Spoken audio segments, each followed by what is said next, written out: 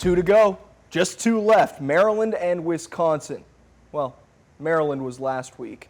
Wisconsin and Northwestern. 2 games left for Illinois. Can get to 9-3. It'd be another great year. Can they do it? Can they finish off a really good season? We're going to find out here over the next couple of weeks. Got a jam-packed show here today. Let's get to what we're talking about. We're talking about that Maryland game on Saturday. Illinois dominated them for the most part. They're heading up to Wisconsin Saturday night in Camp Randall. Scary game? I don't know. We're going to break it down. Texas A&M survived a massive scare against South Carolina. I mean, they had no business winning that game, but they did.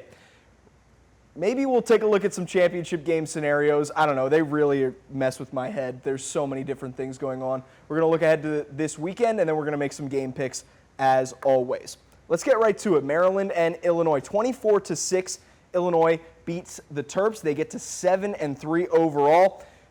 Look, I was on the sidelines for this game. I was recording it on my camera, put it on the shoulder. This was maybe the most boring football game I've ever watched in person. Illinois, they didn't take a stranglehold of it really until the second half, but it was so evident that they were in control. The good thing, again, for the second straight week is that the defense looks alive and well all of a sudden. They're tackling, coming up and hitting guys. They're getting hands up and batting balls down. They had 3 batted balls in that game, just that I can remember. They stuffed the run. Maryland really couldn't run it at all. They had 18 carries, 55 yards. That's 3.1 a carry. That's nothing.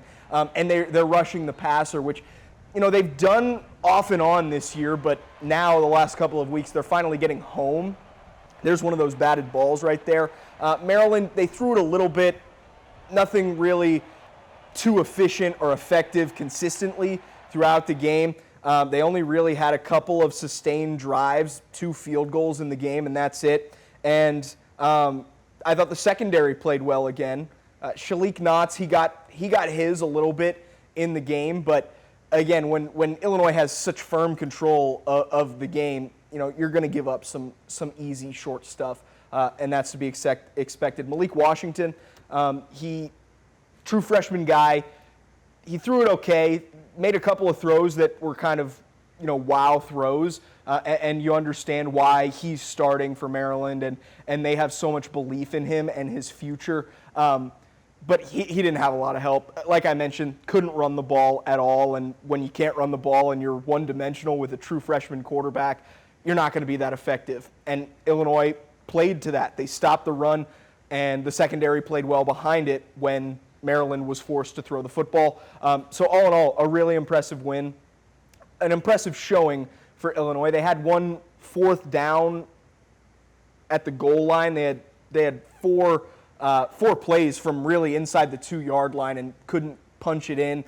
That was, if you want to pick something that you didn't like about the game, that was one of them. But then I think it was the ensuing Maryland drive. They drive 98 yards down to the goal line, and then the Illinois defense gets a stop on 4th down. So it was really complimentary football. About the offense, my question after this game was, is this run game real? Because now they've got back-to-back games of 200-plus yards on the ground, but my thought in the first half specifically was, man, they still can't run the football. That was my thought. So I had to go back and make sure that my eyes weren't deceiving me, and if they were, I'm going to let you know. In the first half, they had 84 yards on 18 carries, which is good. But Luke Altmaier, over the last couple of weeks, has become a part of that running game, and it all counts to be complete. It all counts. But you take out Altmaier's running, they had 46 yards on 13 carries. That's 3.5 yards per rush. Now, they finished with 243. It opened up a little bit there more in the second half, those running lanes. And there's something to be said about pressing on your opponent and kind of breaking them in the second half, just really leaning on them. And that's what Illinois did in the run game in the second half. These numbers are all sack adjusted, by the way, as well. And Altmaier was another big portion of that running game, again, for I think the 3rd straight game that they've really designed some quarterback runs for him, and he can break away and get into the second level pretty effectively. Maybe not something that we expect to see from him, at least certainly through the first half of the season, but he's doing it now to end it because, he's got 2 games left as a college quarterback. He can. I think he's mentioned that he's willing to take a couple extra hits. He knows he's only got 2 left, and then maybe a bowl game. So am I completely convinced that the running game is back and what it should be with these kinds of caliber backs and these caliber offensive linemen? Not completely convinced, but the offensive line's played a lot better, and Caden Fagan's kind of turned it on a little bit. Khalil Valentine has gotten some more carries as well. Aiden Lawfrey, he should be back soon, we think, but this has been all year that we've been going back and forth. Is Aiden Lawfrey going to play? We get told that he's going to, and then he doesn't. Brett Bielema said he thought he could have gotten in, or maybe that was 2 weeks ago. It's all getting jumbled now because he's been in and out all throughout the season. Maybe they get him back. I don't think it's a huge deal if they don't the rest of the year. But yeah, Altmaier has really picked up that slack if there was any missing from Aiden Lawfrey missing time. They got 2 games left. They're fighting for 9-3, like I mentioned at the top of the show. It'd be another great year, in my opinion. I know you're not going to go to the playoff. I know that was the goal, at least from the outside perspective, heading into this season with so many guys coming back. But I still think 9-3 is a very good season. Again, Illinois football has never won 9 games in back-to-back years. So it's pretty hard to argue, at least from an outsider's perspective like me. And again, I'm not a fan of Illinois, but it's pretty hard for me to argue that 9-3 is a disappointment when it comes to Illinois football. We can look at the schedule here. Last 2 games, like I mentioned, at Wisconsin and then home to Northwestern. Both of those are night games. At Wisconsin, Camp Randall be pretty loud, although, they're not having a good year. And then the rivalry game against Northwestern, the Saturday after Thanksgiving, how many students are going to be in town? That's always a concern. But if they're 8-3, rivalry game against Northwestern, I think they'll be able to fill out Memorial Stadium pretty well. I'm looking at the bowl predictions at this point in the season. I've seen the Pinstripe Bowl. I've seen the ReliaQuest Bowl down in Tampa, which they were in a few years ago. On this program, it'll always be the Outback Bowl. But so, you got a couple of decent bowl games that you could look forward to. I think they still have an outside shot at the Cheez-It Bowl, the Citrus Bowl. We will see. 2 games to go. We'll talk about that Wisconsin game here in about 15, 20 minutes. I mentioned it at the top, a scare. Terrifying for Texas A&M. They're 3rd in the country, and they've got 3-6 South Carolina in town, and they're down 30-3 at halftime. 30-3. At halftime, A&M missed 2 field goals, and they had 3 turnovers. Lenore Sellers and Nick Harbor were flying. Even the cops couldn't stop South Carolina, and they tried. The cops tried to stop South Carolina, and they couldn't in the first half. But then the second half started. And this is why God made football 60 minutes long. Look at these stats, half by half, from Marcel Reed, A&M's quarterback. Man, it was bad in the first half. He was a big reason why they were down 30-3. Turned it over 3 times, wasn't running the ball, wasn't completing anything. And then the second half started. He was told in the halftime locker room that a game was being played. And so he came out and decided to start playing in the second half. I don't think this was a situation of A&M just not paying any attention to South Carolina. And everybody knows that South Carolina, especially at quarterback, is pretty good. Maybe not record-wise, but talent roster-wise. And so I think A&M just started slow. And by slow, just terrible. But they come back, win it 31-30.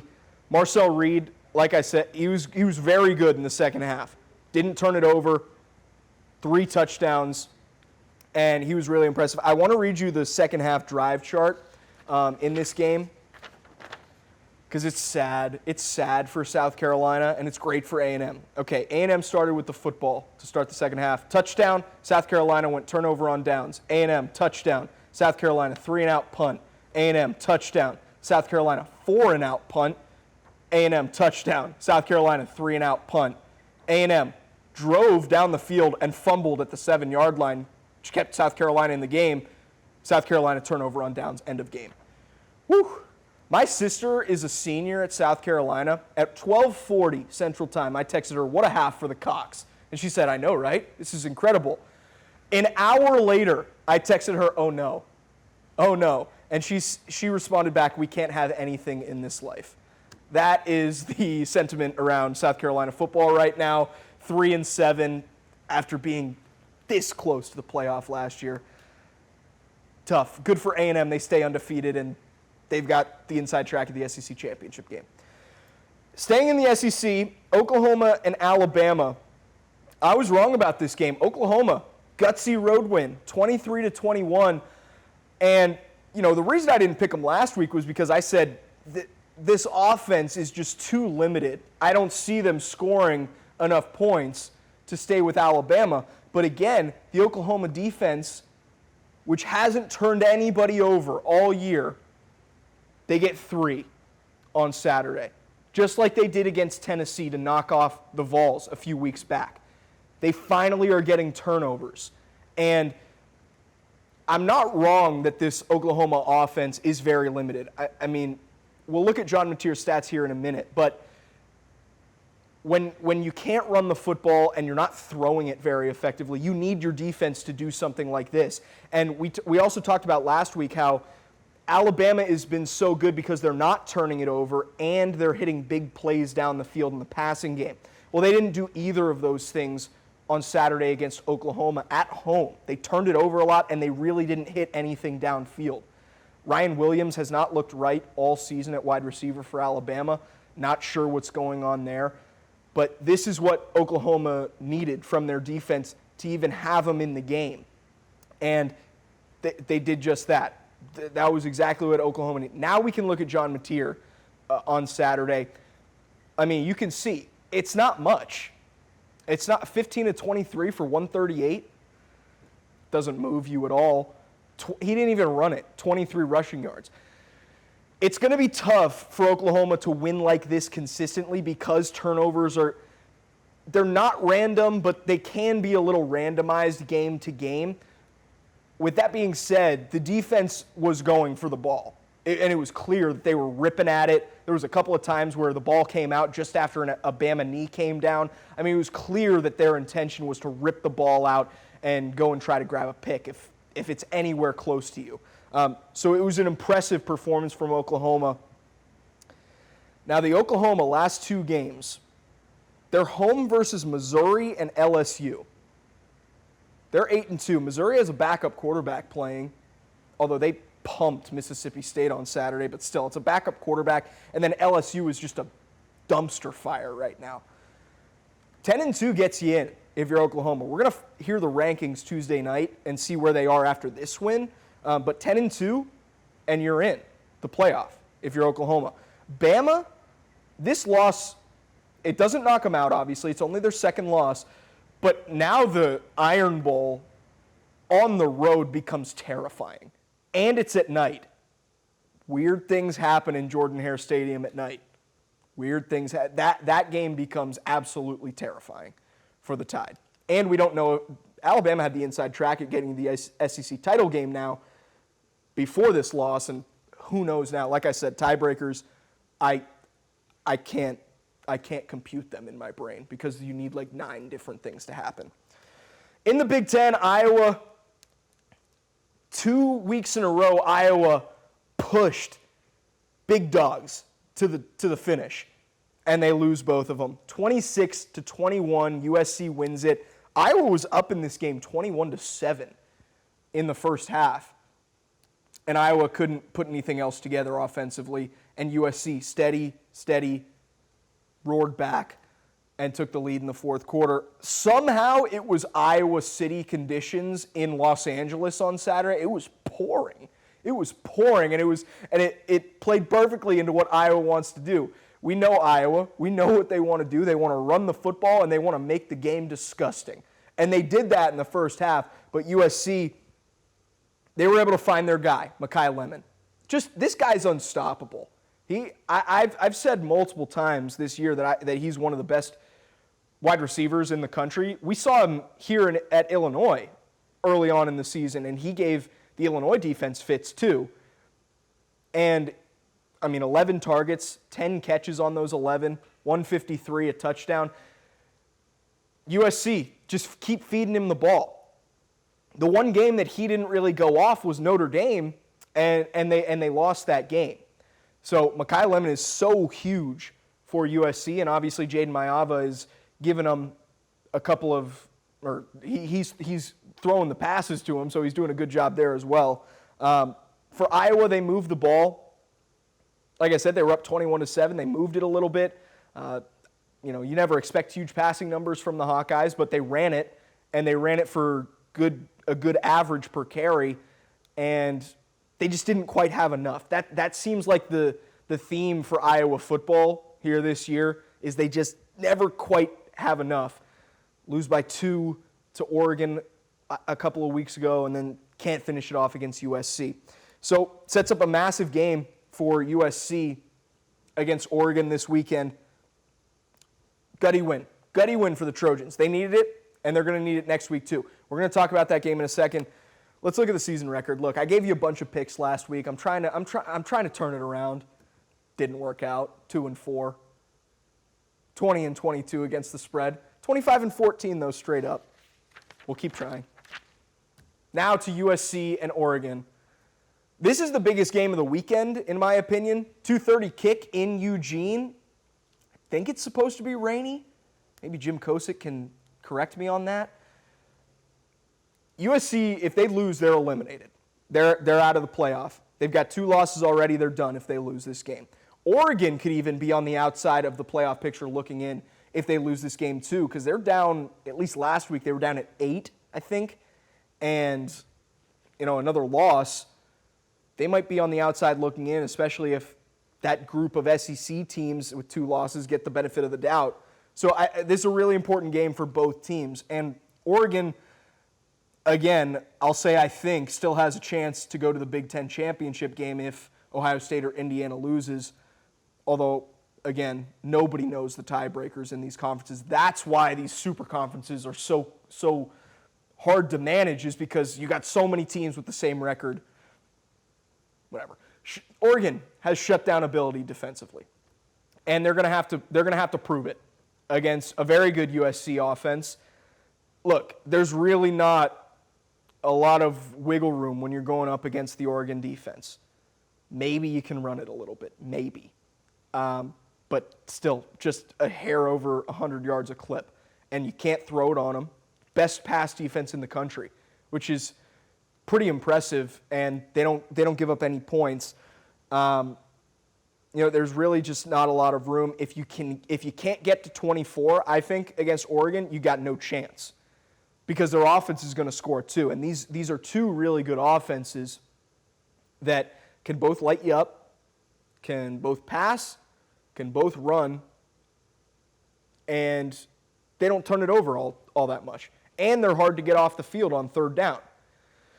So from that perspective, edge Oregon, because they've got a better defense and their offense is just as good, if not better, than USC's as well, and they're at home. So it's tough to get off the field against both of these teams on 3rd down. Jim is handing me a note. 50s rain misses north. Okay, so not rainy. Rain misses.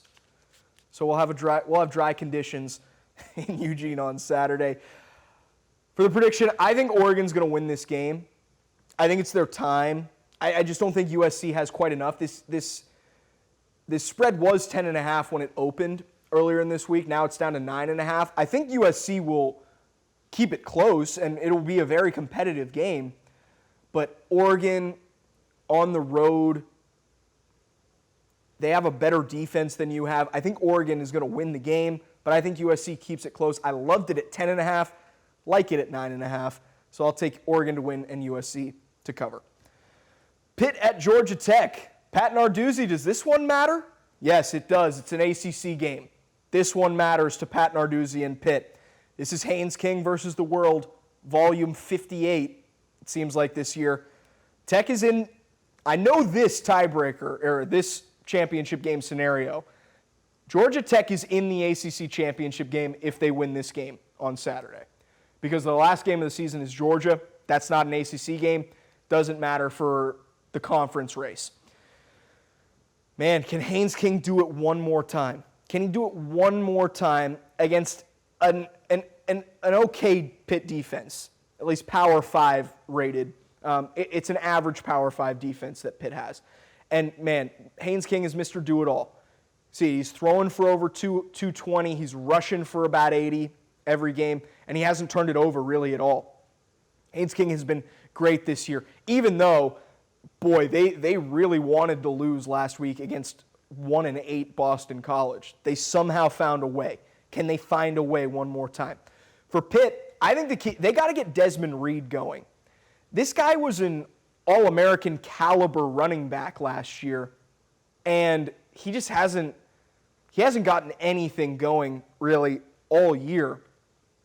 And he's been really banged up all year, so that's part of it. That's why he doesn't have very many touches or yards. It's because he's missed 3 games, but he missed basically the entire West Virginia game as well, so that's 4, and then he's only getting like 5 or 6 carries per game. So he just hasn't really gotten anything going, and he's probably not fully healthy. But can they get him for one game, the Desmond Reed of last year? I don't know the answer to that. I don't know if he's even remotely healthy enough. He played last week against Notre Dame. Now, they were down big, so they didn't run the ball very much.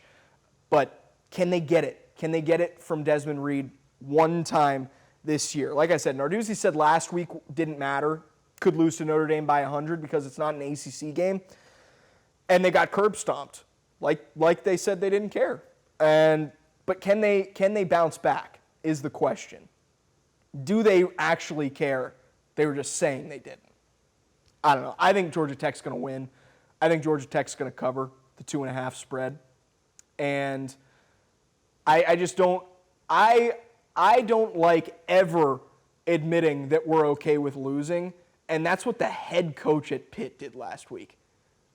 I think that's pretty ridiculous, and I don't think I don't think the team will be able to bounce back from that because they pumped themselves up so much for getting to 7-2 or whatever it was, and then they played a real football team and just got beaten. So I think Georgia Tech's going to win this game. I think they're the better team. I think Pitt has a lot to play for, so it's going to be close. The spread is that low for a reason. But I think they survived last week to get to this moment, to win, lock themselves in to the ACC championship game. Big 12 game of the week, BYU at Cincinnati. Told you 5 years ago that would be the Big 12 game of the week. You'd have punched me in the face probably.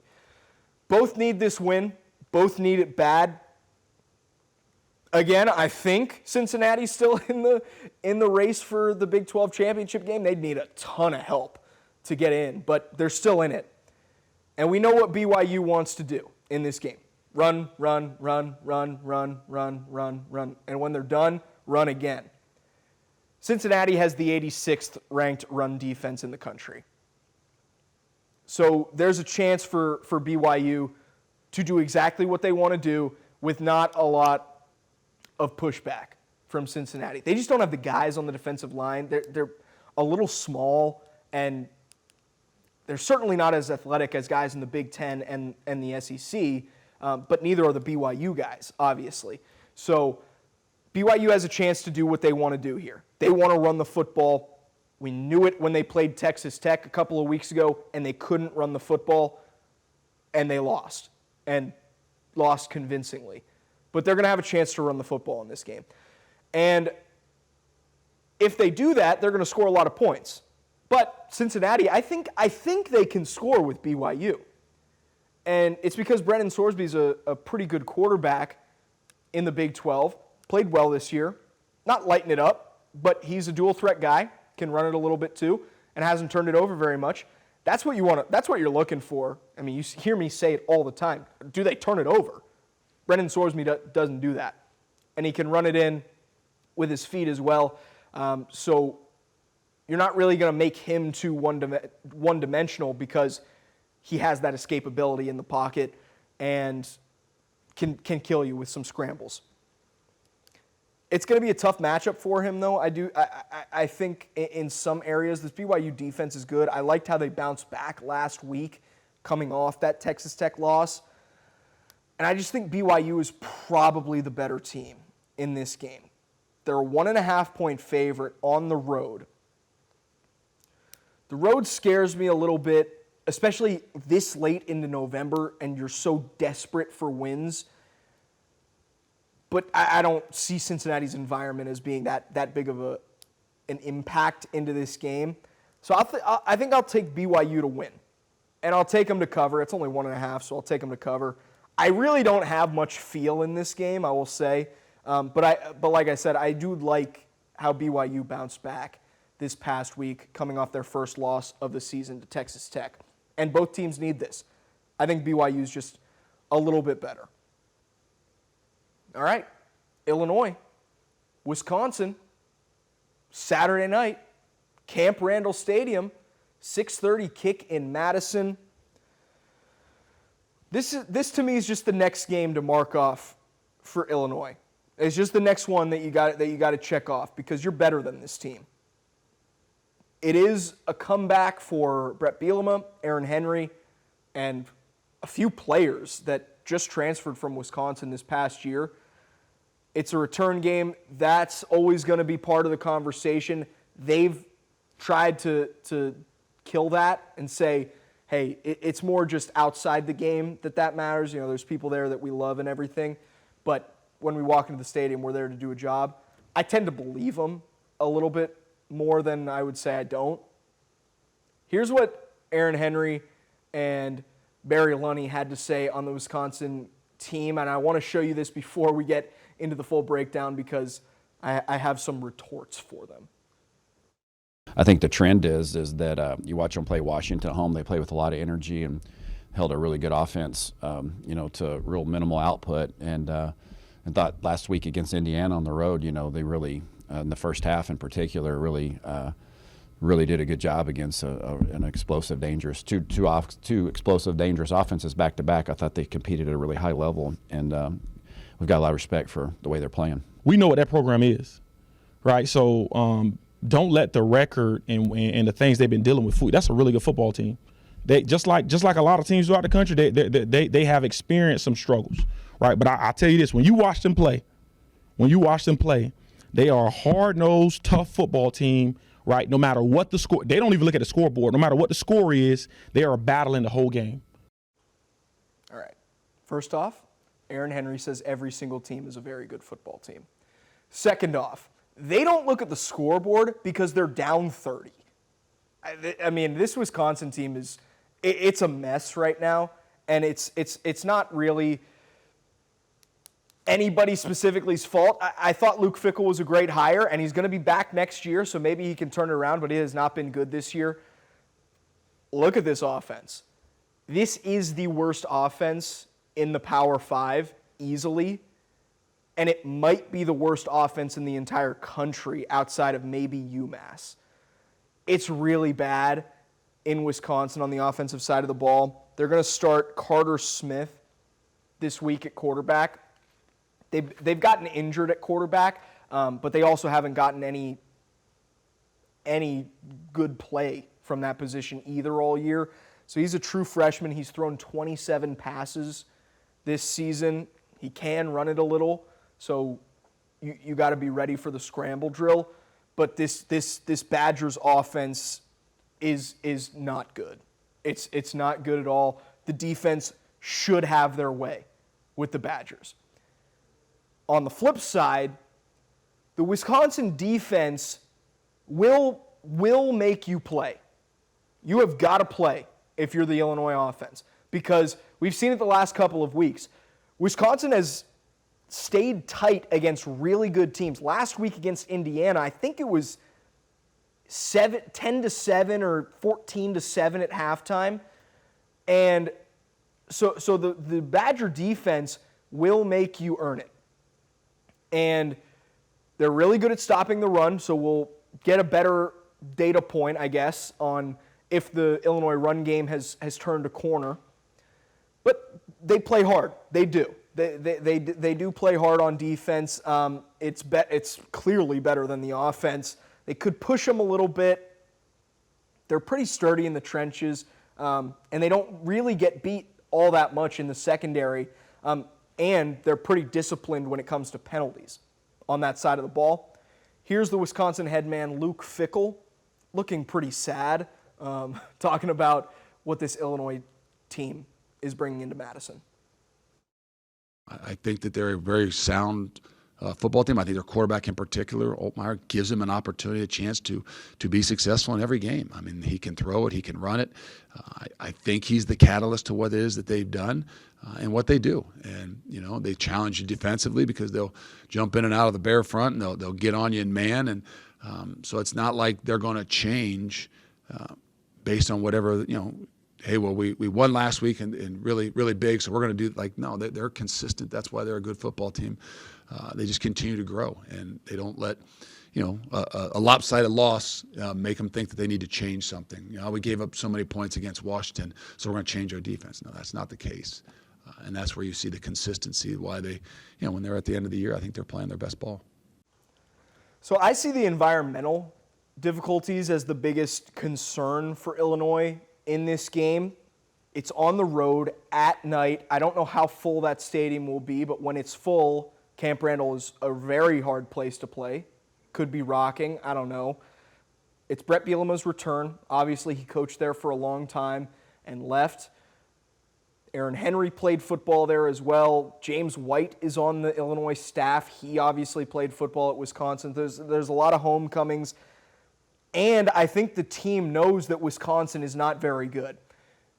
And so those are a lot of things that could make Illinois come out a little flat, maybe, and not be ready to play as much as they should be ready to play.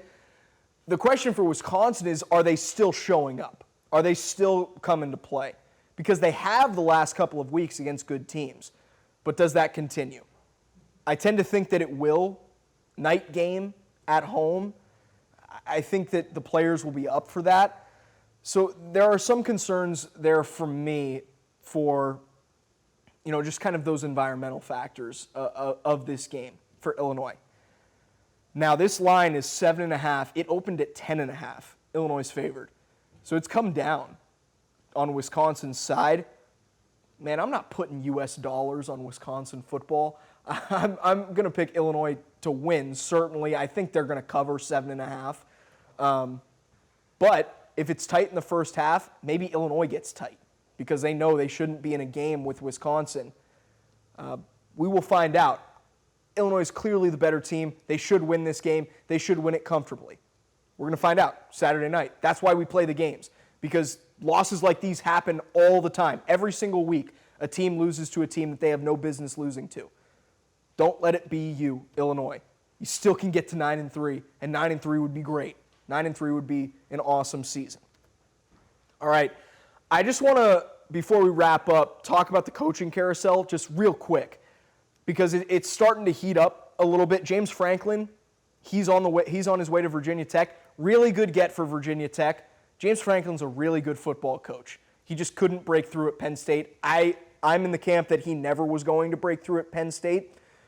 But at Virginia Tech, he's an awesome coach. If he wins 10 games a year or 9 games a year at Virginia Tech, he might be the best coach in program history. And this is no disrespect to Frank Beamer, but James Franklin, that would be more winning than Frank Beamer did if James Franklin can do that. So that's a really good get for Virginia Tech. And Penn State negotiated his buyout down to $9 million from like $50. So it's a win-win for both schools. Reports on Tuesday that it's a deadline from Ole Miss to Lane Kiffin about whether he wants to be the head coach at Ole Miss after this year. And from what I've read, the deadline is before the Egg Bowl, which I believe is is Black Friday. It's that weekend. I think it's on the Friday. So, one, Lane Kiffin denied that today on McAfee. But if that's true, I very much respect Ole Miss's thinking there, because this has been ridiculous from Lane Kiffin, going back and forth on publicly on just making fun of the coaching search and everything all the jobs that he's being linked to. If I'm Ole Miss and Lane Kiffin comes to me and says, I want to take Florida, I don't think I'm letting him coach in the playoff game, which maybe is crazy, but if I'm Ole Miss, I think I'm better than just being jerked around like that. With that being said, my thoughts are that this is all about nothing and Lane Kiffin's going to stay put at Ole Miss because he's got everything he could want there. But does he want the brand? That's the question. Does he want the brand of Florida or LSU? Penn State, Arkansas, UCLA, among others, still open. Still not hearing a bunch about that. I mean, the more I watch Penn State and Terry Smith, I think just give him a shot at it. He's their interim right now. Penn State guy, played for Paterno. I don't think they're going to do that, but he's got those guys playing. Arkansas, UCLA, no idea. Arkansas wanted James Franklin, and James Franklin said, I'll go to Virginia Tech instead. Florida State, I still think is going to come open. Wisconsin's not coming open. So it's going to be a really wild December. Wild December. A lot of guys moving. A lot of guys swapping jobs. Whew. Going to be a fun end of November on the field and a fun December on the field as well, but off the field too. Enjoy Saturday night. Could end up being a scary game, although I don't think Wisconsin can push them more than the first half. But try to enjoy it. 2 games left. You only get so many of these every year. You got 2 more, maybe a third for the bowl game. Enjoy it. We'll see you back here next week.